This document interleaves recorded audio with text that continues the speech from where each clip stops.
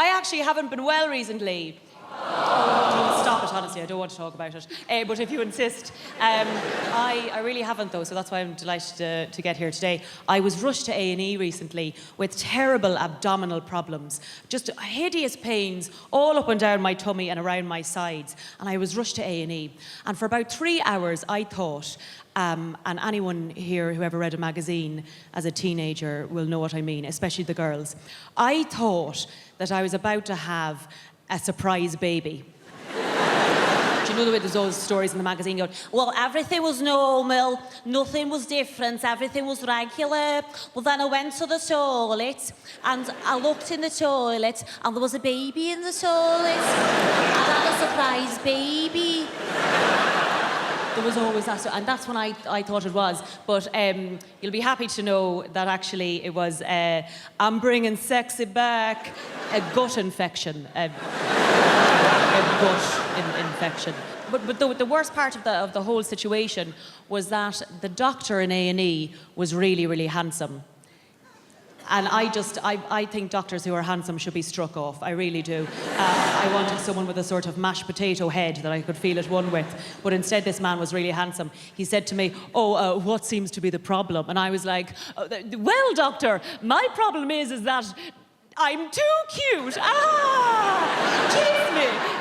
me.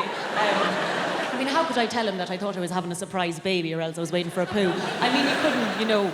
And once we find out which one it is, do you want to go for a drink? It's really quite terrible. But by the way, you might notice that I talk quite fast. And if I'm honest, it's not really going to slow down too much, so you'll have to sort of jump on the Venga bus of enthusiasm and beep the horn with this one.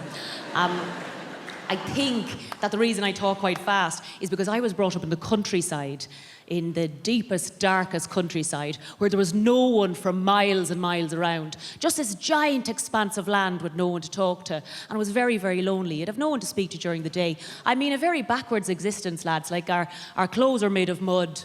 Our hats were made of leaves. We had no access to things like pot noodles. We just had to sort of pour boiling water on top of birds' nests if we didn't feel like cooking one evening. A really backwards existence. And crows everywhere. Crows. In the city, there's pigeons everywhere, but in the countryside, there's crows everywhere. And it makes everything you do seem really ominous. You'd open the window and it'd be like, wah, wah, wah, wah. Well, that seems a bit ominous. You know, you'd be standing innocently over a dead body in a field. Oh, God, this all seems a bit ominous. But the reason that I think I talk quite fast is because I'd have no one to talk to during the day. And so some days, the only person you'd have to talk to would be a passing car flying along the road. So you had to learn to talk fast if you wanted to talk to anyone. You'd be like, hi, how's it going? Oh my God, come back and talk to me. Do you like my new dress? Stay and be my friend. This sort of thing. Some days you'd be waiting for a tractor to come along, because you get more time out of a tractor, you see. You get to talk to them for longer. You'd be like, hi, how's it going? Do you like Sesame Street? I like Sesame Street. Oh, you do like Sesame Street. Sometimes I think Big Bird might not be a big bird, but he might just be a man in a suit. I know it sounds bad, but I have my suspicions. Goodbye, come back.